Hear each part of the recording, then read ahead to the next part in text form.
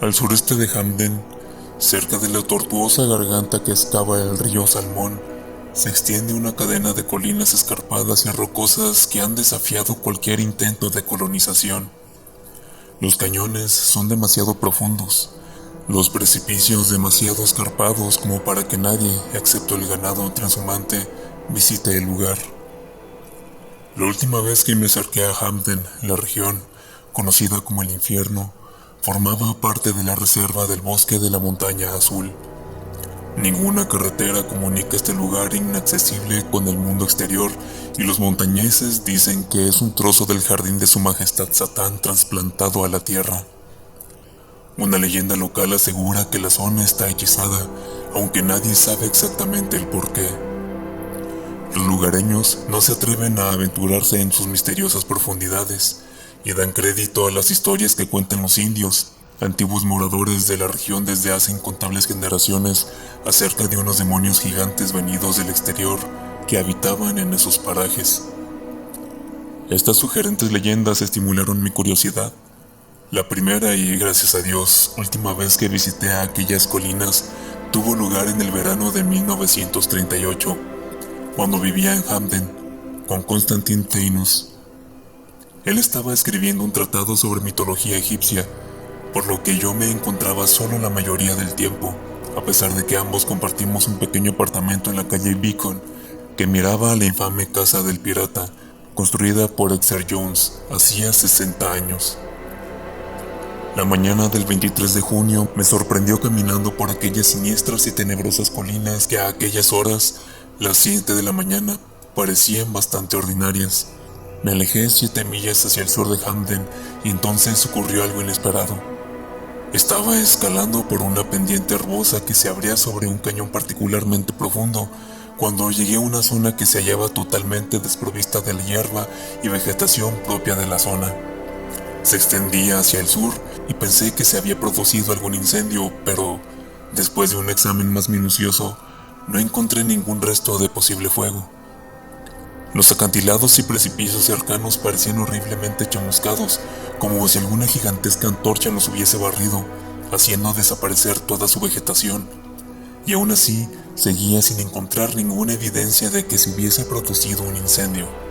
Caminaba sobre un suelo rocoso y sólido sobre el que nada florecía. Mientras intentaba descubrir el núcleo central de esta zona desolada, me di cuenta de que en el lugar había un extraño silencio. No se veía ningún ave, ninguna liebre, incluso los insectos parecían rehuir la zona. Me encaramé a la cima de un pequeño montículo, intentando calibrar la extensión de aquel paraje inexplicable y triste. Entonces vi el árbol solitario. Se hallaba en una colina un poco más alta que las circundantes, de tal forma que enseguida lo descubrí, pues contrastaba con la soledad del lugar. No había visto ningún árbol en varias millas a la redonda. Algún arbusto retorcido cargado de bayas que crecía encaramado a la roca, pero ningún árbol. Era muy extraño descubrir uno precisamente en la cima de la colina.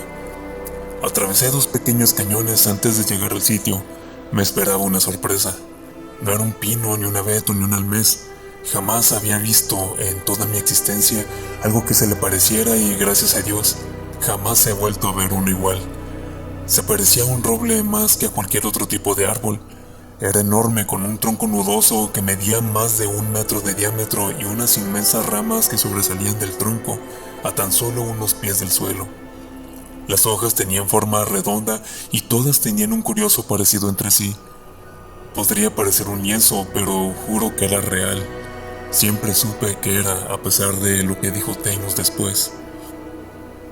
Recuerdo que miré la posición del sol y decidí que eran aproximadamente las 10 de la mañana, a pesar de no mirar mi reloj. El día era cada vez más caluroso, por lo que me senté un rato bajo la sombra del inmenso árbol. Entonces me di cuenta de la hierba que crecía bajo las ramas. Otro fenómeno singular si tenemos en cuenta la desolada extensión de tierra que había atravesado. Una caótica formación de colinas, gargantas y barrancos que me rodeaba en todo sitio, aunque la elevación donde me encontraba era la más alta en varias millas a la redonda. Miré el horizonte hacia el este y, asombrado, atónito, no pude evitar dar un brinco. Destacándose contra el horizonte azul sobresalían las montañas de Bitterroot. No existía ninguna otra cadena de picos nevados en 300 kilómetros a la redonda de Hamden, pero yo sabía que a esa altitud no debería verlas. Durante varios minutos contemplé lo imposible. Después comencé a sentir una especie de modorra. Me tumbé en la hierba que crecía bajo el árbol. Dejé mi cámara de fotos a un lado. Me quité el sombrero y me relajé mirando el cielo a través de las hojas verdes. Cerré los ojos. Entonces se produjo un fenómeno muy curioso. Una especie de visión vaga y nebulosa. Un sueño diurno. Una ensoñación que no se asemeja a nada familiar. Imaginé que contemplaba un gran templo sobre un mar de cieno, en el que brillaba el reflejo rojizo de 3 pálidos soles. La enorme cripta, o templo, tenía un extraño color, medio violeta, medio azul. Grandes bestias voladoras surcaban el nuboso cielo, y yo creí sentir el aletear de sus membranosas alas. Me acerqué al templo de piedra y un portalón enorme se dibujó delante de mí. En su interior, unas sombras escurridizas parecían precipitarse, espiarme, atraerme a las entrañas de aquella tenebrosa oscuridad. Creí ver 3 ojos llameantes en las tinieblas de un corredor secundario y grité lleno de pánico. Sabía que en las profundidades de aquel lugar acechaba la destrucción, un infierno viviente peor que la muerte. Grité de nuevo, la visión desapareció, vi las hojas y el cielo terrestre sobre mí. Hice un esfuerzo para levantarme, temblaba, un sudor gélido corría por mi frente. Tuve unas ganas locas de huir, correr ciegamente alejándome de aquel tétrico árbol sobre la colina, pero deseché estos temores absurdos y me senté tratando de tranquilizar mis sentidos. Jamás había tenido un sueño tan vívido, tan horripilante. ¿Qué había producido esta visión? Últimamente había leído varios de los libros de Theonis sobre el antiguo Egipto. Meneé la cabeza y decidí que era hora de comer algo.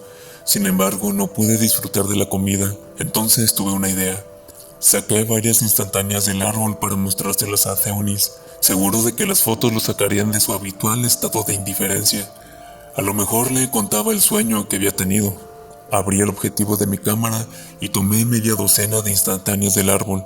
También hice otra de la cadena de picos nevados que se extendía en el horizonte. Pretendía volver, y las fotos podrían servir de ayuda. Guardé la cámara y volví a sentarme sobre la suave hierba. ¿Era posible que aquel lugar bajo el árbol estuviera hechizado? Sentí ganas de irme. Miré las curiosas hojas redondeadas. Cerré los ojos.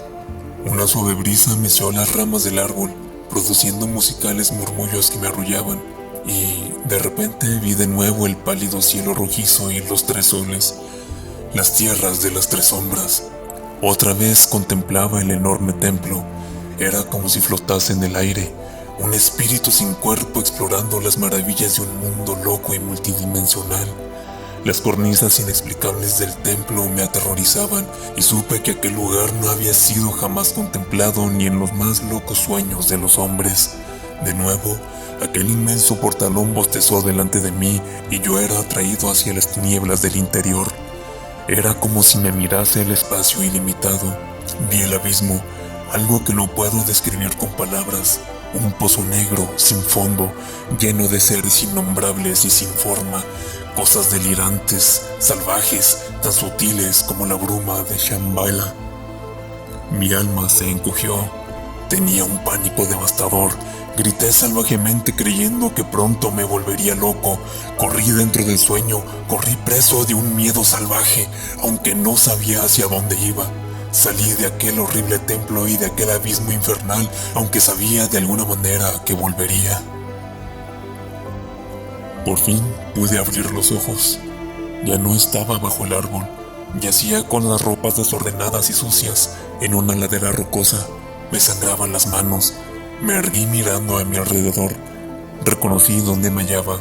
Era el mismo sitio donde había contemplado por primera vez toda aquella requemada región. Había estado caminando varias millas inconsciente.